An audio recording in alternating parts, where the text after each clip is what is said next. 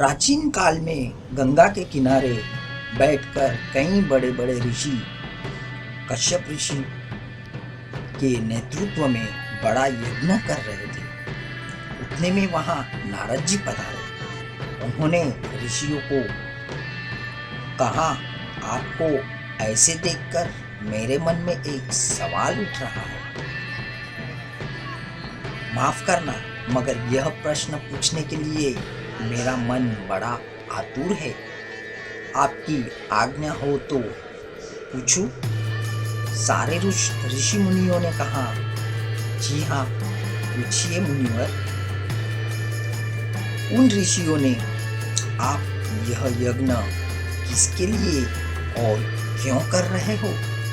ऋषियों ने कहा, अपने भगवान के लिए कर रहे हैं। तभी नारद जी ने पूछा, किस भगवान के लिए आप यह यज्ञ कर रहे हो?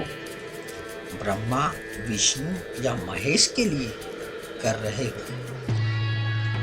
यज्ञ कर रहे हो, ध्यान धारणा कर रहे हो, उसमें उतना सामर्थ्य है या नहीं, यह जानना चाहिए या नहीं? ऋषियों ने कहा, आप सच बोल रहे हो, लेकिन त्रिलोक में कौन से भगवान में इतना सामर्थ्य है, यह हमें कैसे पता? नारद जी ने कहा, अगर आपको यह जानना है तो आप बड़े तपस्वी भृगु मुनि के पास आप जाइए। आपके सारे सवालों के जवाब आपको वहीं से मिलेंगे। ऐसा कहकर वह चले गए और ऋषि गण भृगु मुनि के पास गए। उनसे पूछा और कहा, इस सवाल का जवाब आप ही दे सकते हो। मुनिवर, आपका सवाल बड़ा उत्तम है। भृगु मुनि ने कहा, त्रिलोक में कौन सबसे ऊपर बड़ा, यह पता करने के लिए मुझे उनके पास जाना होगा। यह कहकर भृगु ऋषि निकल गए। पहले वह ब्रह्मा जी के पास जाते हैं। वहाँ ब्रह्मा जी सरस्वती के साथ वार्तालाप में इतने मग्न थे कि उन्होंने भृगु ऋषि को देखा ही नहीं। ऋषि यह देखकर काफी क्रोधित हो गए और मन में ही सोच लिया कि इस पद के लिए ब्रह्मा जी लायक नहीं है। बाद में वह कैलाश शिव जी के वहां गए। वहां भी उन्होंने यही दृश्य देखा कि शिव जी पार्वती माता के साथ वार्तालाप में मग्न थे और भृगु ऋषि को उन्होंने भी नहीं देखा। वहां से भी वह निकल गए और लास्ट उपाय के लिए वह वैकुंठ पहुंच गए। वहां भी विष्णु भगवान महालक्ष्मी के साथ मग्न थे।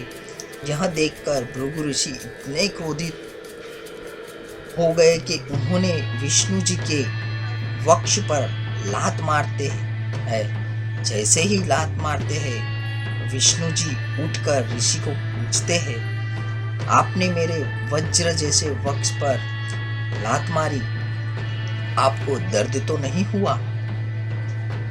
तभी भृगु ऋषि बोलते हैं, भगवान विष्णु, आप ही श्रेष्ठ हो, आप ही सारे देवताओं में श्रेष्ठ हो, पूजनीय हो। मुझे क्षमा करो, मेरे क्रोध पर काबू नहीं कर पाया मैं। भगवान कहते हैं, आप व्यर्थ में चिंता ना करें, मैं आपके ऊपर जरा भी क्रोधित नहीं हूँ। लक्ष्मी जी यह सब देख रहे थे कि भृगु ऋषि ने इतना सब किया और भगवान विष्णु ने उन्हें कुछ भी नहीं किया। उन्हें क्रोध आया और क्रोध में वह महालक्ष्मी जी निकल गए। वह जा रहे थे। वहां रास्ते में उन्हें राक्षस कोल्हासुर का पुत्र करवीर मिलता है और महालक्ष्मी का रास्ता रोकता है और अपमान करता है। वहां राक्षस करवीर और महालक्ष्मी जी का युद्ध होता है। युद्ध में हार कर राक्षस करवीर महालक्ष्मी के शरण में आता है। महालक्ष्मी उसे क्षमा करते हैं और उसकी इच्छा पूछते हैं। तभी वह कहता है, जो भूमि के ऊपर मेरा वध होगा और यह भूमि का नाम करवीर हो, माँ लक्ष्मी ने उसकी इच्छा पूरी करते हैं और करवीर में विराजमान हो जाते हैं महालक्ष्मी। महालक्ष्मी उसे वचन देते हैं कि मैं यहाँ अनंत काल तक रहूंगी और लोग मुझे करवीर निवासिनी के नाम से पूजेंगे।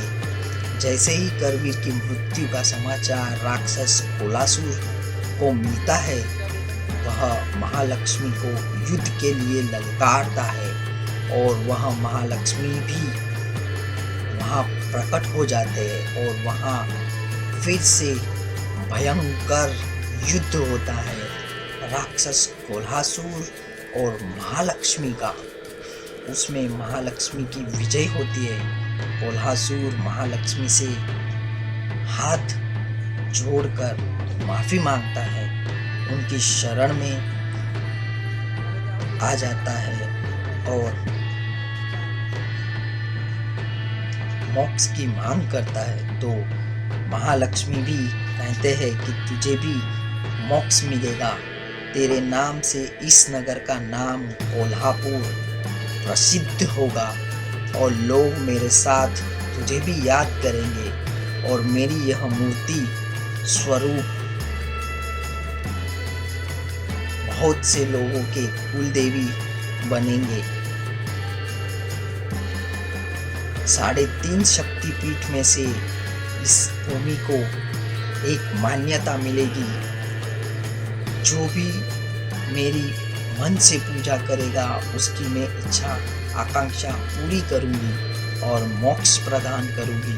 धन संपत्ति और ऐश्वर्य से यह भूमि जग विख्यात होगी।